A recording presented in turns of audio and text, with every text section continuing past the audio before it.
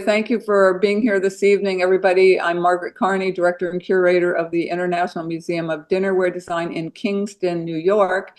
Happy to be here. So without further ado, I'm going to light this birthday candle before I introduce James and David. Okay, I'm lighting the birthday candle.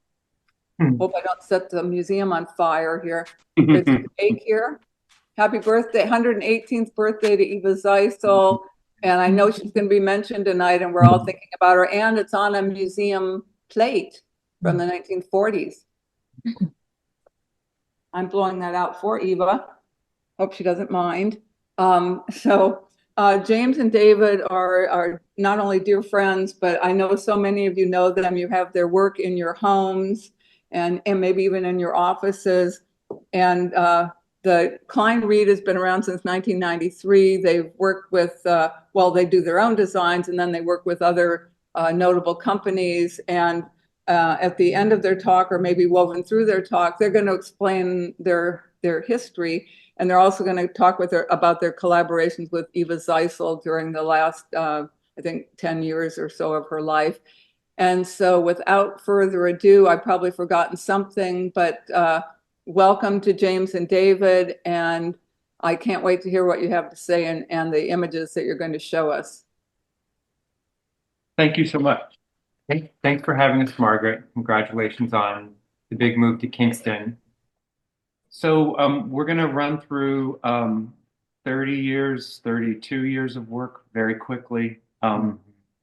Everybody's used to scrolling on social media, so it's going to be like that. You only get about a second per picture. But we want to take you through basically our whole story because we're always trying to figure it out, I think, and doing this gives us an opportunity to go the whole thing. Yeah, kind of our whole story. A little of it like that.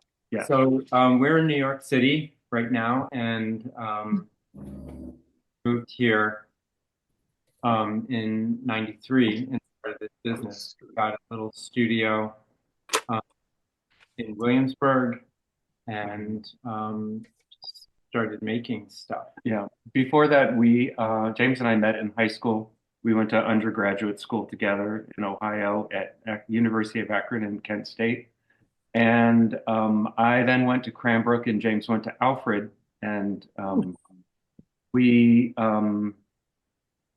after that, we moved to New York and set up our studio. And we kind of thought that we could have a production line and that would give us time to make our artwork because, we very much had sort of an arts education. But of course, once we started the business, it was, busy enough that we never had time to do that. These are just some studio shots. Well, frustrating. In ours, we do a lot of slip casting in the studio, and we incorporated a lot of safe driving mode. But it's generally that'll take me away. Whatever you want to do. Oh, I can still It'll read the whole. Well, it'll take me out. All right. So we can. We kind of just whatever the idea is, however it needs to be made, that's sort of what drives the technique as far as what we use. So we turn plaster, we throw pots, we work with models and molds. We do a lot of glaze experimentation. And we had never collaborated before, so the first few years we really just tried to figure out what we wanted to say and what we wanted to make. And a lot of those ideas came from our Ohio roots. We spent a lot of time trolling thrift stores and collecting dinnerware. And Ohio was, such a hotbed and, a sort of a fertile crescent maybe of pottery. So it's really what influenced our first collections and still influences us today. Yeah, this So this collection looks like something like pots that you might find, a collection that you might find that you might have from stuff you found in thrift stores or you got given. They're all pieces that are not in the same, not the same thing, but they go together well. And that was the idea of this series of stuff. So It was meant to look like it was collected. yeah, it was meant to look like it was collected. And the other thing, we were looking at a lot, like we moved to the city and suddenly like we could go to the Met and we could be inspired by lots of things. And so we were looking at a lot of clothing and fashion. We were kind of inspired by a lot of fashion designers. So we really started thinking in terms of collections rather than just sort of one ongoing series of work. So this was our first collection. This was our second, which was kind of more of a nod towards Scandinavian and Danish pieces. We also developed this glaze that was sort of a sugary matte, semi-transparent. This was called Stewardess because they all have skirts, but they're also sort of based on tea bowls. So we kind of wanted to marry this idea of tea bowls and Scandinavian pottery.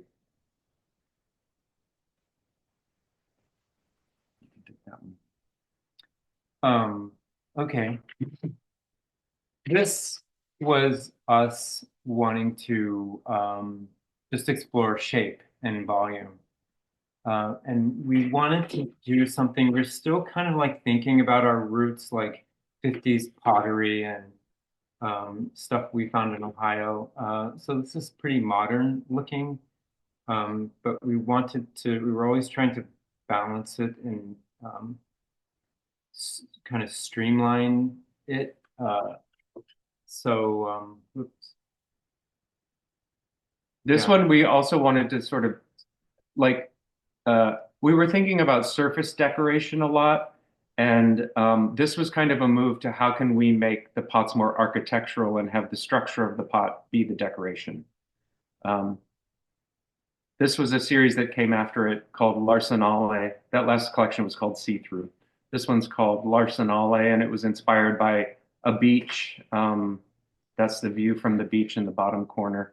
And the road that you take down to the beach and the view from the beach at the top, it's in Capri. And we had a vacation there and just inspired this glaze and these pots. And I think this was also like a reaction to the see-through pieces that we just showed you. We tend to do that. Like, I think we felt like we were getting too architectural and wanted to make something that was more pottery, felt like pottery to us. Yeah. More earthy and we kind of, I mean, it's back to that collection idea, but we do, if we were just we don't make lots of anything as far as like tons, thousands. We're a small studio. And so we kind of design something and we have to see it produced. We have to fill orders. So we see it over and over again. So while these maybe seem like quick transitions and sometimes they happen within a year, or sometimes we'll introduce two collections at the same time, like we introduced this collection and the next one at the same time. It's really just about exploring ideas and, kind of the urgency to see things, to have an idea and see it made. This was the other collection. This was from 2000, called Hybrid. And we were just trying to update tulipier forms in a modern way. And this actually was also a reaction to the see-through pieces that we made. We wanted to try to explode the forms a little bit more and have them be even more sculptural if we could.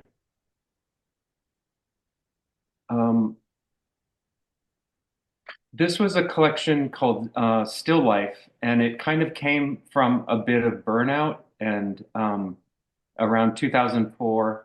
2003 maybe. And it was really just a return to, we kind of were building our studio and our business and we had customers and things like that and clients. And it was really about trying to kind of ignore everything and just make what we wanted to make. And it was also a bit of a reaction against kind of minimalism in a way. We wanted something just really lush, and James was reading a lot of Oscar Wilde at the time, so all the pieces are kind of you know, named for characters in his books and his life, and we're all kind of just meant to be things that were sort of sculptural, but that could also function. But we wanted to just create this kind of ghostly still life.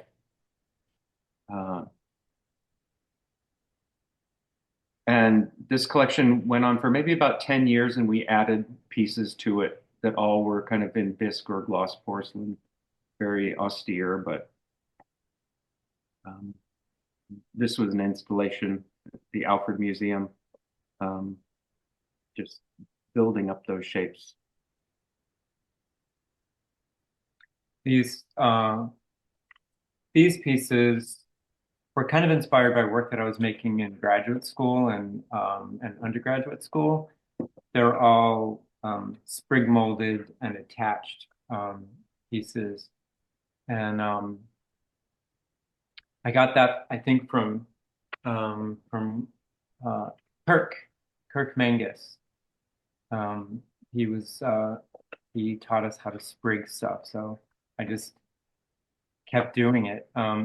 So one day I just walked into the studio and I said, let's just cover these in flowers, and so we did. This line was really great because there was a lot of freedom built into it, and we have a lot of things that we want to see. So so it let us, can we just go back one slide? It let us do things like just make sculptures.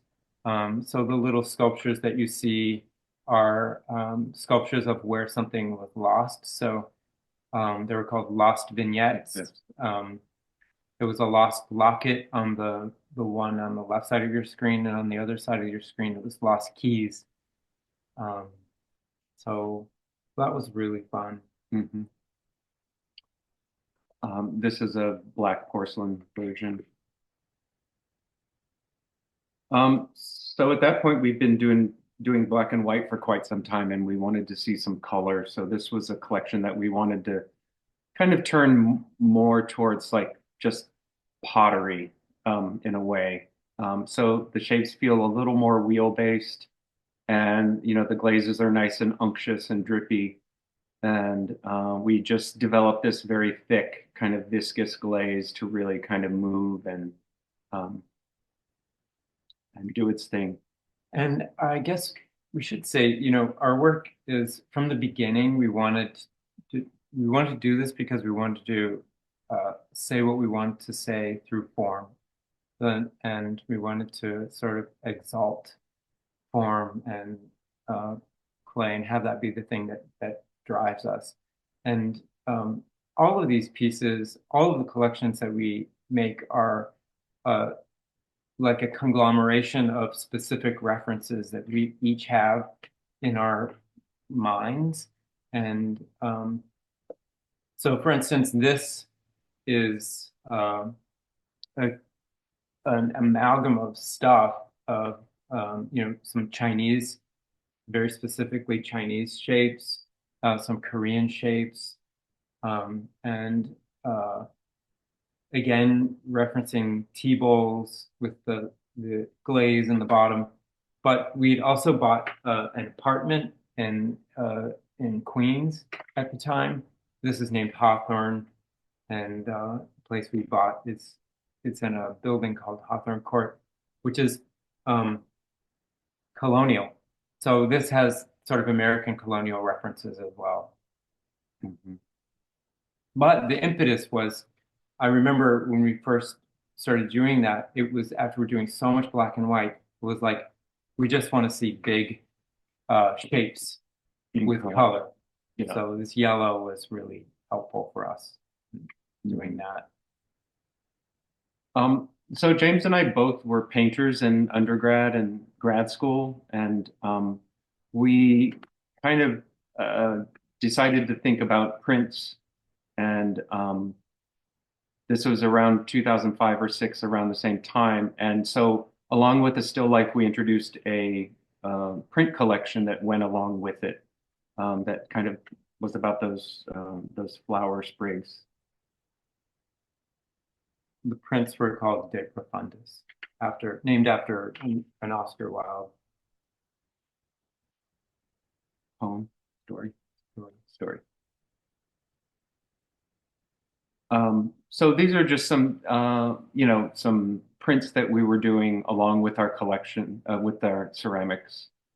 In addition to, this is sort of jumping back a little bit. When we did our first design show, someone from Dansk spotted our work and we began a relationship with them. And, part of our mission when we started the company was to be able to do design projects for other companies. And so we had like a 6 or 7 year relationship with Dansk. In the 90s, we helped sort of relaunch their collection from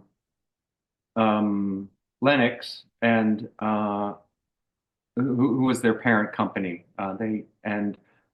We did 4 or 5 collections with them in dinnerware and glass and gift. There's some glass interpretations of some of our collections in the top left in gray and the bottom middle. Those were done with a Portuguese glass company. That's another glass, sort of a ceramic shape that we redid in glass in Portugal. This was a project that we did with Herman Miller. They asked us to look at the things that Charles and Ray Eames collected on their travels and be inspired by that. It was kind of a gift idea that they sold. And we love their tops collection, the collection of tops. It sort of made sense for us since the things we make are turned. And so this is a collection that was turned by the same company that turns the Time Life stools that Herman Miller produces. And it was fun. I don't know what else to say. It's just they're kind of oversized. They're about 2 or 3 inches tall. It let us work with another material, wood. And this was the first time we worked with wood. And since then we've used wood. And it also let us explore shapes. It was just, any chance to explore shape without, especially being kind of relieved from gravity like this. Then we did these brass tops for ourselves, solid brass. Each one weighs about a pound. They're that big. They're Nice and chunky. Love those.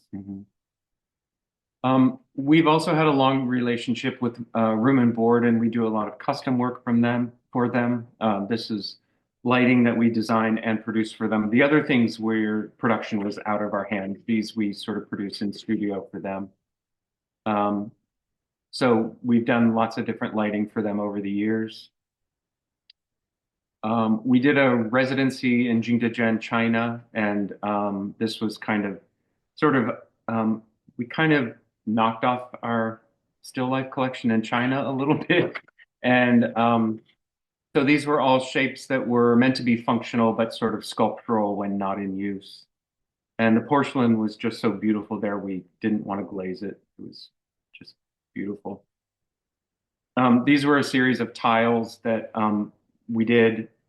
There's a tile district, and you could have tiles, big slab tiles cut to any size. And so I painted them kind of like a travel diary and had them lustered.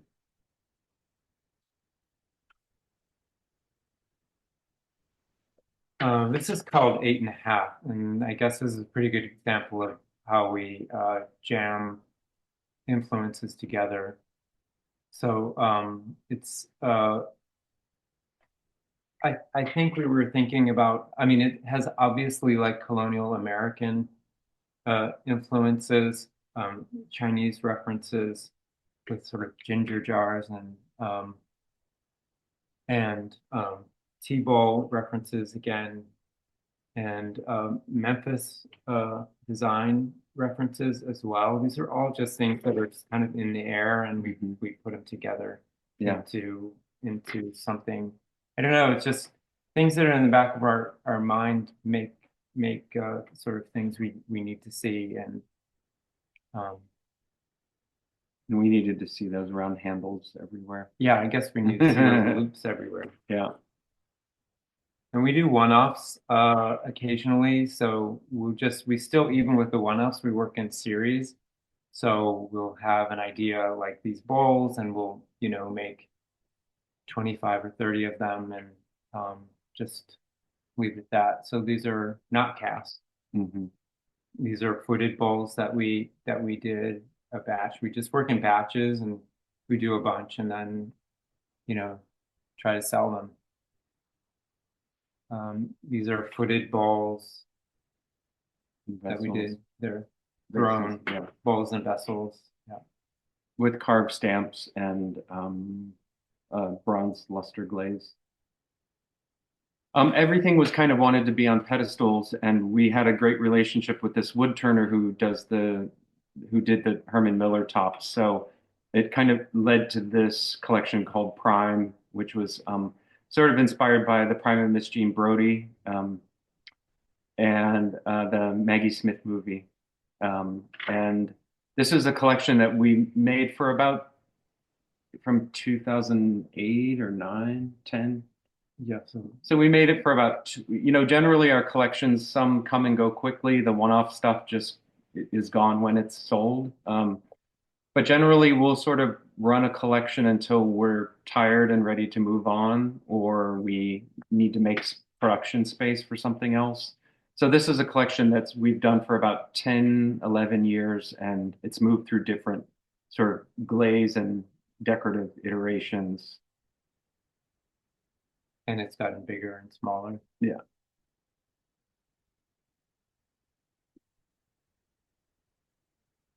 This finish is named after our favorite hike in the desert in California, Painted Canyon.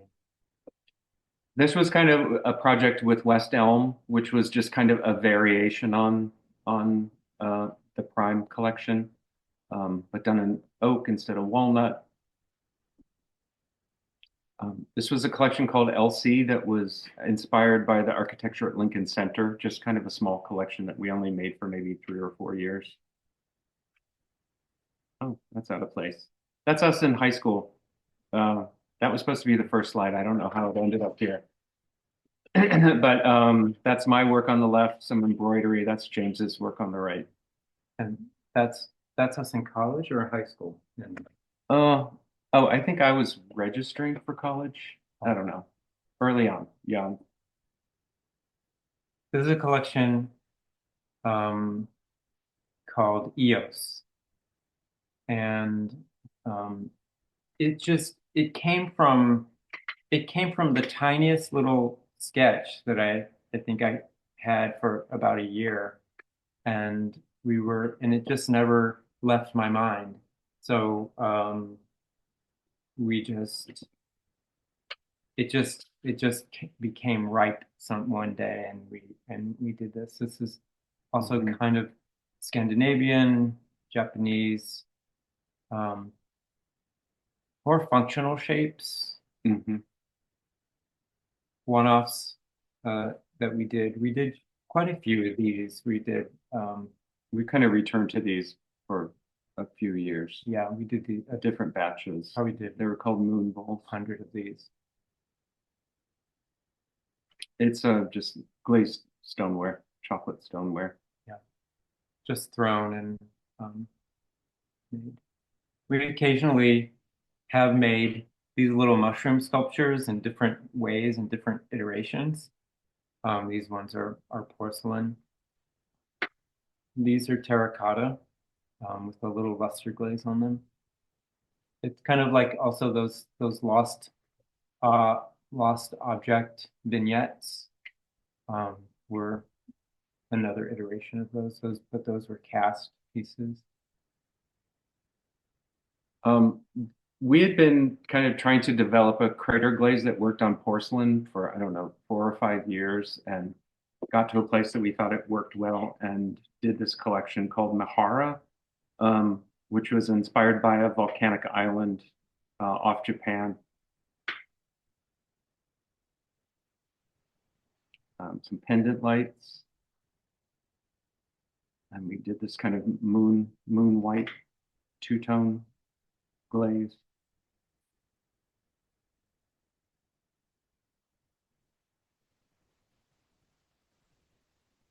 And this was a collection called Nimbus that it was, where did it come from? We wanted to do something sort of graphic and geometric, and again, playing with sort of decoration that was verging on not being decoration anymore. You know, when is something decoration and when is it sculpture, I guess? Yeah, and I think we just were wanting to see more light and shadow on the pieces. So this is a good example of that. We wanted to make pieces that held a lot of power in them and could take up a lot of space in a room. So I think that's kind of what we're thinking, you know. Mm-hmm. And it's sort of nature and geometry and human in a way. Yeah. Cloud forms.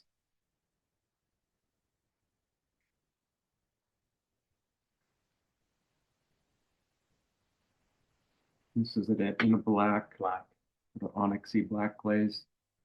This is kind of, I think, you know, I always just use a crock pot analogy. Like we'll be thinking about what collection might be next, and we'll have a bunch of things that we kind of dump into the crock pot as far as like inspiration or influence or whatever it might be. And it all kind of boils down, and we like our work to look familiar, but also, you know,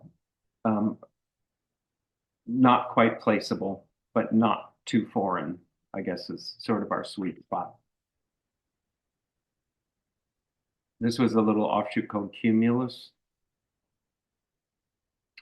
And lighting.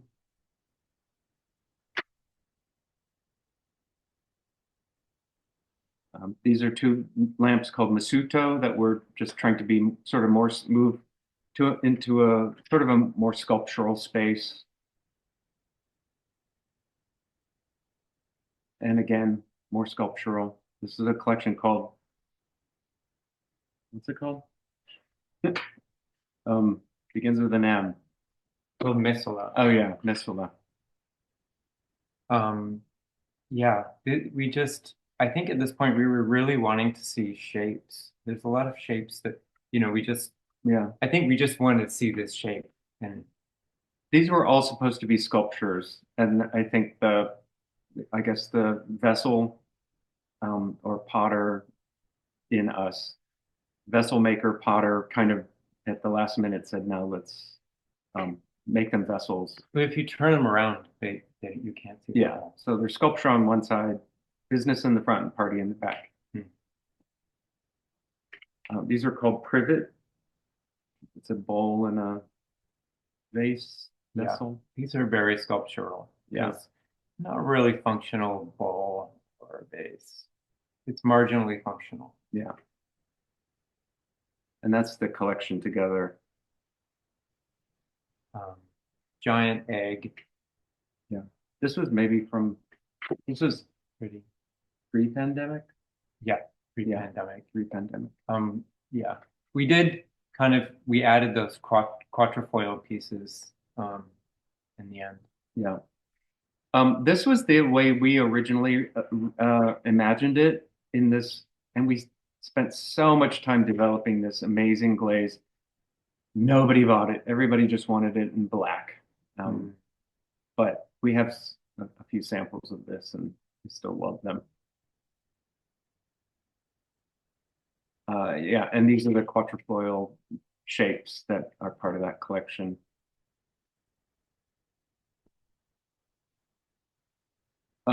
This was the first thing that we made after the pandemic. We kind of thought we were going to get a sabbatical and some time to just make and not be busy. And, you know, everybody was stuck at home and not going out to eat or traveling. So everybody turned to fixing up their houses and their interiors. So suddenly we were really busy. So weirdly, like two of our biggest years were during the pandemic. And so we were really just making, and we didn't have time to, and we weren't doing design shows, so we didn't really have time to make anything new. And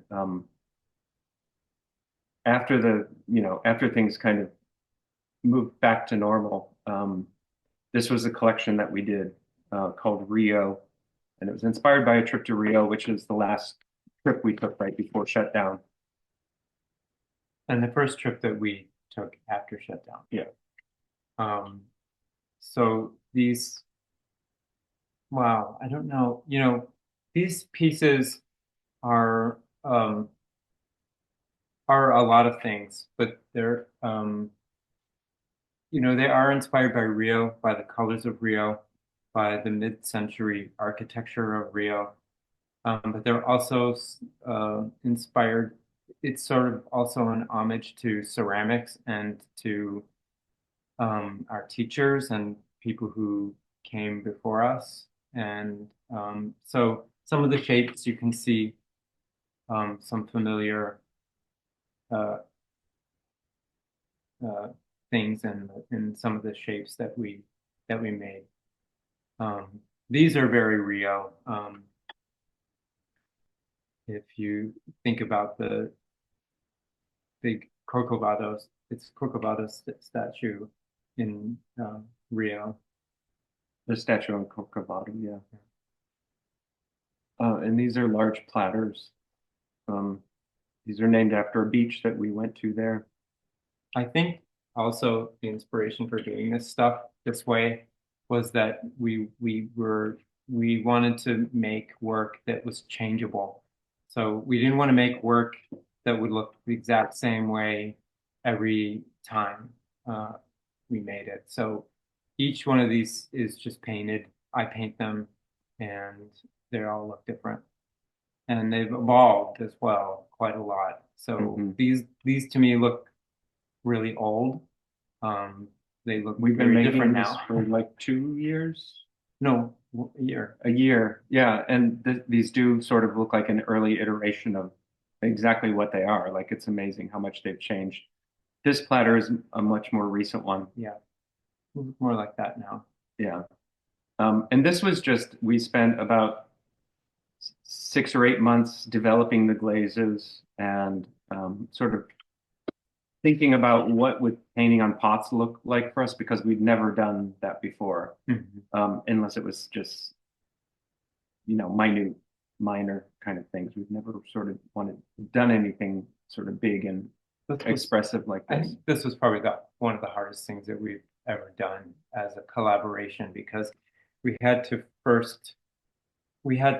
decide so many details together.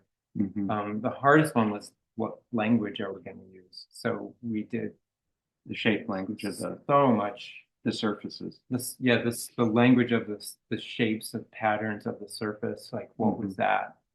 Yeah. This lamp is actually called Corcovado. And came out in August of this year. Also in white, just nice and sculptural, kind of a reference to that Masuto lamp that was kind of cloud-like, but just with a bit more structure. And these also came out at the same time. It's called arpeggio, which is Portuguese for arpeggio. And we just were thinking about bells, but kind of wanted to take that idea and move it into, sculptural hanging forms. The largest one in the center is like 4 feet long, 3 feet on the left and 2 feet on the right. Yeah.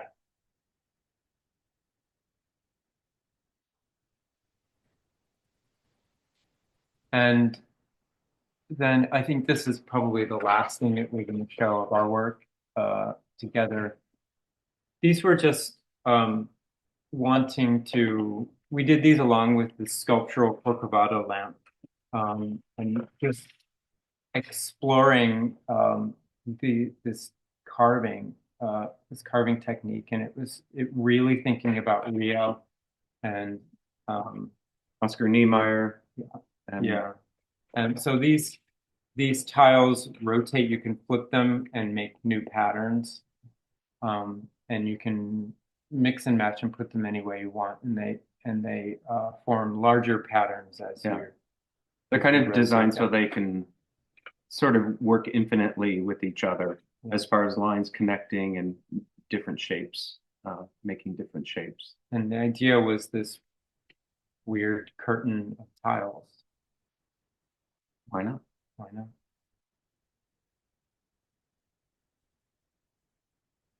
So on to Eva.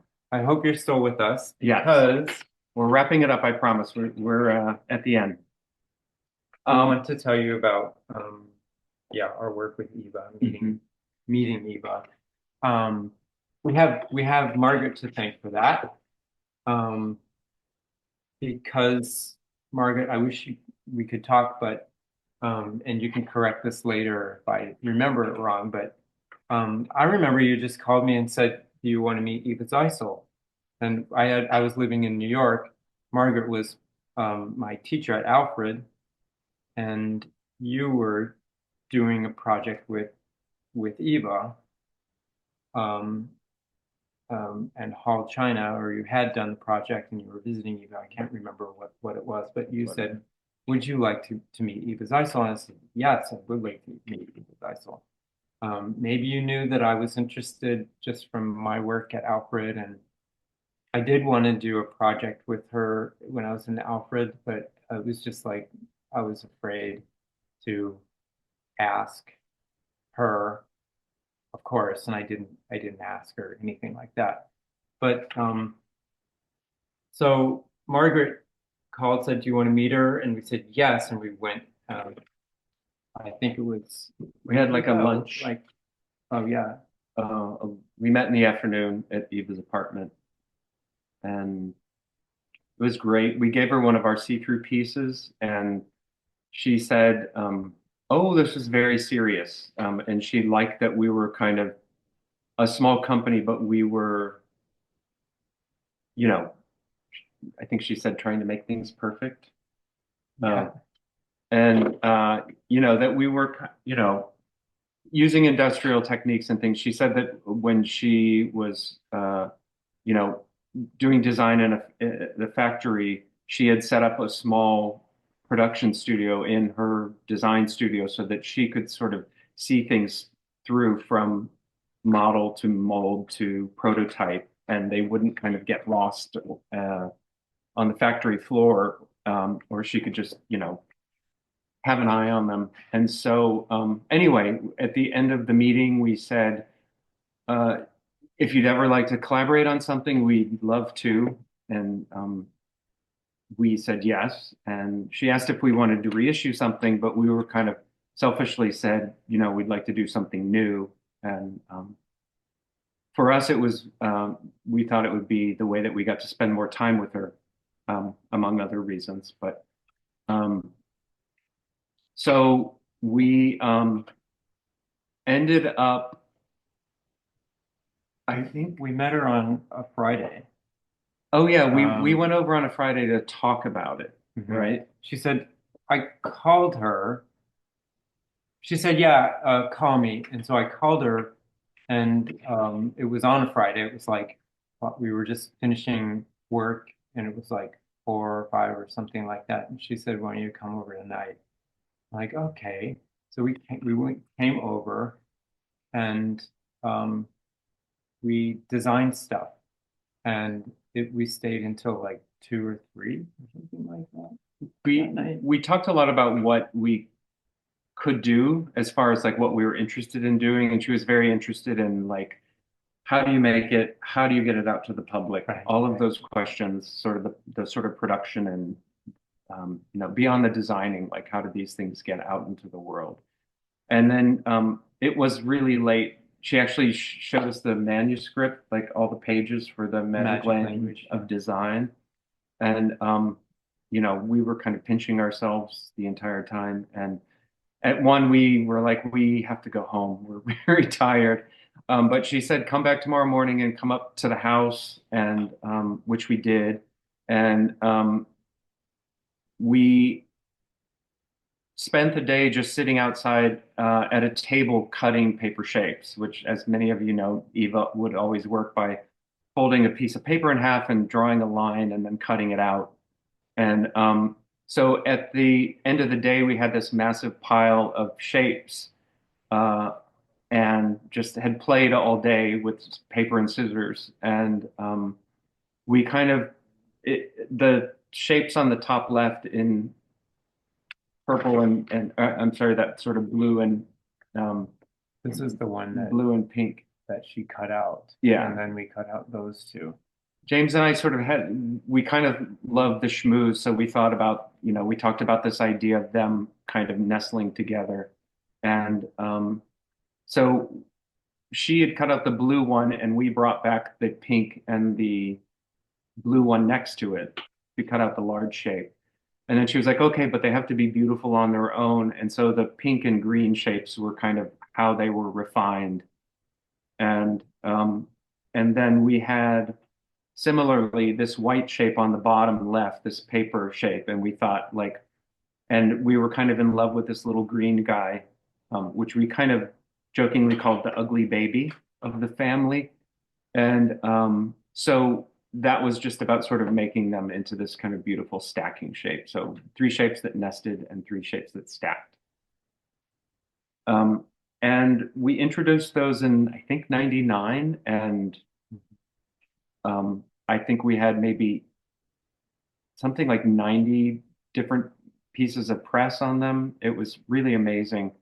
In 2001, we came back and we did these shapes, a pitcher set and a tea set. And that's the collection altogether. And that's sort of the centerpiece shape of 11 pieces altogether. And we also did it in blown glass for a short time, different colors.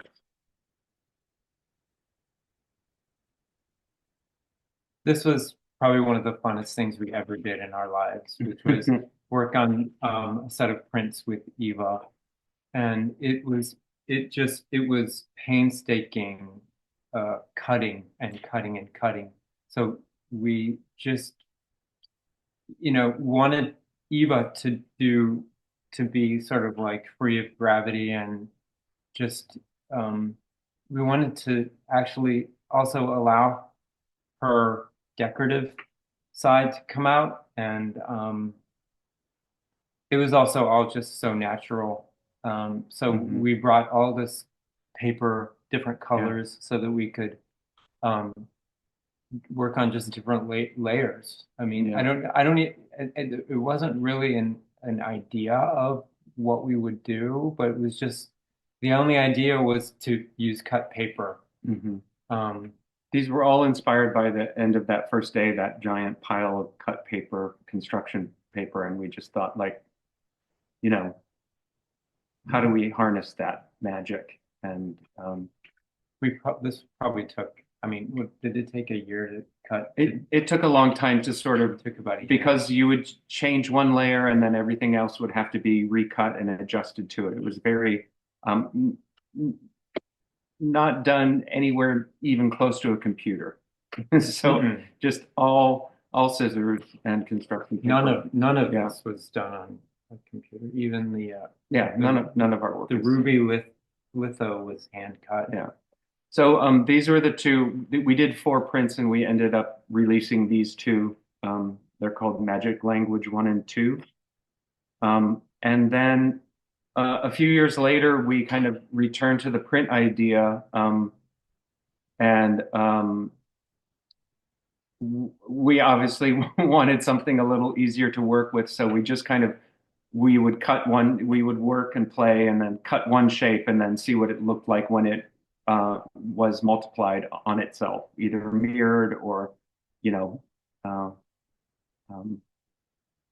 mirrored and flipped, that kind of stuff. And so these were all collections that came out, I think, between like 2005, 2010. that right? Something like that. And these were 2 trees that we did.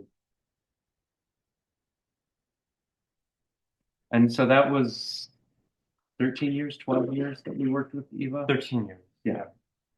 So we met her when she was 93 and worked with her until she was 105.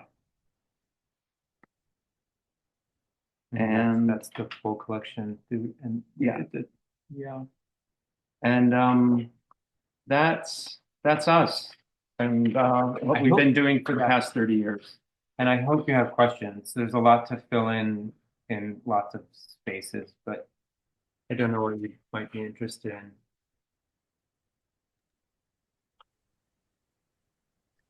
Thank you very much. That was fantastic. I never get tired of seeing your beautiful work, and I always forget about something that happened in the chronology. So I'm just astounded. And just not to be commercial about this, but are some of these things, the ceramic things and the prints, still available? Not just your collaborations with Eva, but your daily work? What are you working on now? I mean, the Eva pieces are the collection that's on the screen now is all still available and is carried. We sell it.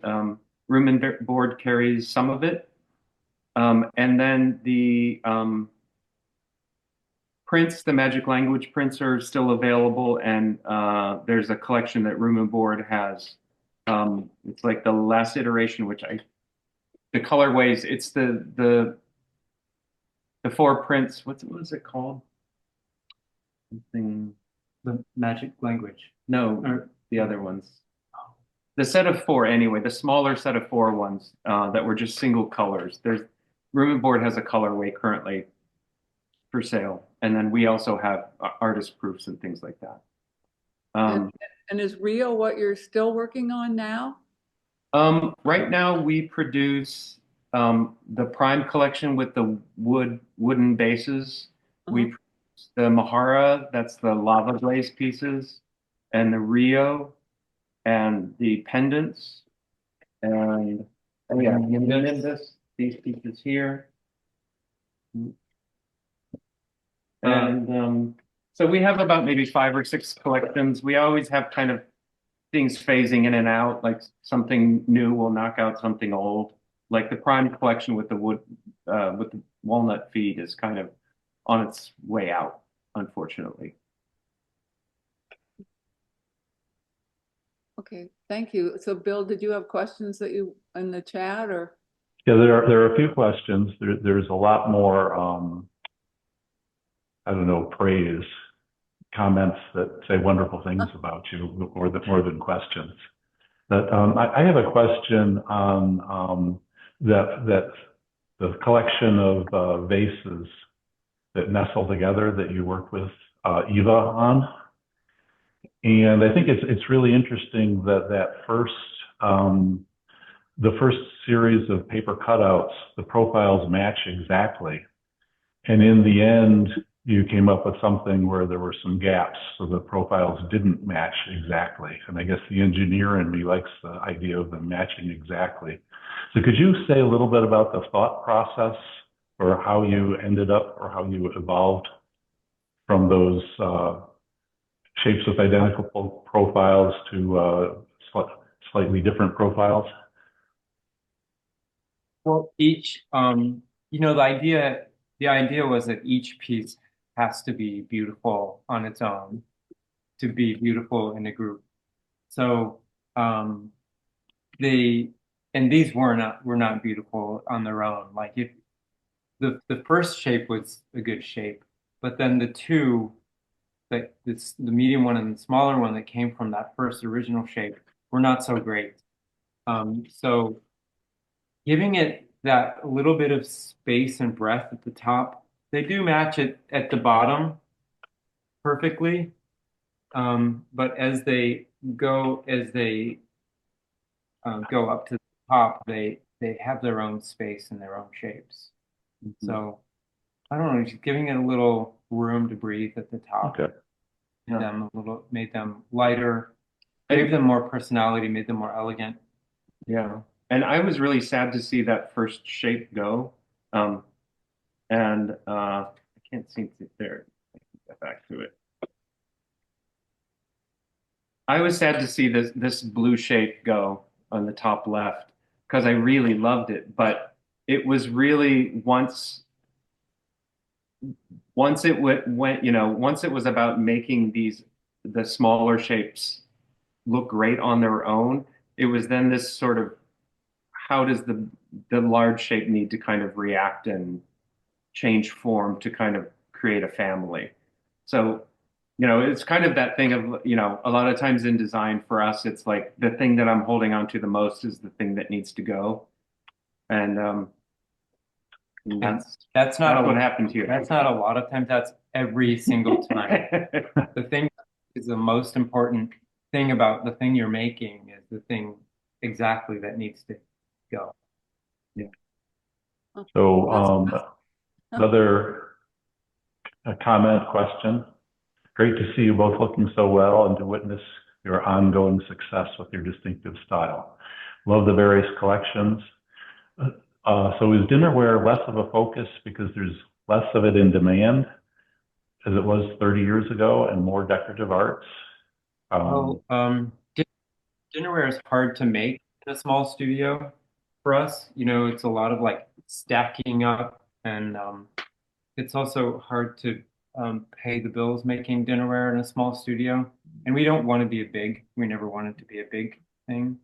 No. So working with Dansk kind of scratched that itch for us, the functional dinnerware itch. And we made 4 dinnerware collections with Dansk over the years that we were with them. Mm-hmm. The collection that sort of Dansk kind of relaunched with was called Craftmark, and it was actually something that we were making in our studio and just killing ourselves over. We were jiggering it, and it was it was a real pain to make. So we were really thrilled to be able to kind of give it away, not give it away, but have it kind of redesign it so that it could be made and manufactured for Dansk. We were kind of, and our relationship was such that it was just, we would turn models and things like that and show them ideas, and then we could develop things from there. And so we still like dinnerware, like, we think about it a lot. We talk about dinnerware design. I think that in general, we had a meeting with a dinnerware manufacturer. This is probably 15, 16, 18 years ago. And they said, well, let us show you. They were kind of interested in what we were doing. And they said, well, let us show you what we're developing and what we're working with. And it was a Martha Stewart collection, an Emerald Lagasse collection, a Vera Wang collection, and a Marc Jacobs collection. And none of those people are designers. And I mean, some are in certain ways, but none of them are dinnerware designers. And it was really just all house design, in-house design, that was getting the approval of someone on those people's teams. And, it was really about licensing a name. And I would hazard a guess that all the shapes were stock shapes, and they were just working on, decals and glaze treatments and things like that. And that was kind of what was. So anyway, we're shape people. So we haven't really, shape is what people see last, unfortunately. They see surface first. So, unfortunately, we're not surface designers. But we do like dinnerware. We think about it a lot. We're glad you're not surface designers. So I think we have time for maybe one more question, but otherwise I think we probably need to close for the evening. Okay, so if there's time for one more question, there's kind of an intriguing comment here. I would love to tell a very short story from Annie Morehauser. So Annie, would you like to unmute and tell your story? Sure. You have to let me. Hi. Yes, I was set up next to you folks at Accent on Design a million years ago, and you overheard a woman come up to me and tell me that my anti-glass didn't last as long as I said it did, and that she'd had it for 20 years and she wanted me to replace it for no charge. And one of you leaned over to me after and said, ask her if she's still driving the same car she got 20 years ago. And I just repeated that today to my staff. We got somebody who wants to return something that's 22 years old. Luckily, we engraved the year they were made on it. Wow. Oh my God. It's nice to see you. Hi. Good to see you. Your work is beautiful. I'm trying to show my video, but it won't let me. The host has to let me. But anyway, great to see you. The work is gorgeous. I really love it. So, Thanks so much. It's nice to hear from you. hey, where are you? There you are. Now we see you. Hey, Thank you guys. for that story. That was great. It's my pleasure. There's our factory. So I think we're going to thank James and David, and thank you all for attending. And the video will be around in a few days. And good evening to all of you. Have a good rest of the evening. And Or happy day. Eva. Yeah, and thanks for coming, everyone. Happy birthday, Eva. Happy birthday to Eva. Bye, everybody. Bye.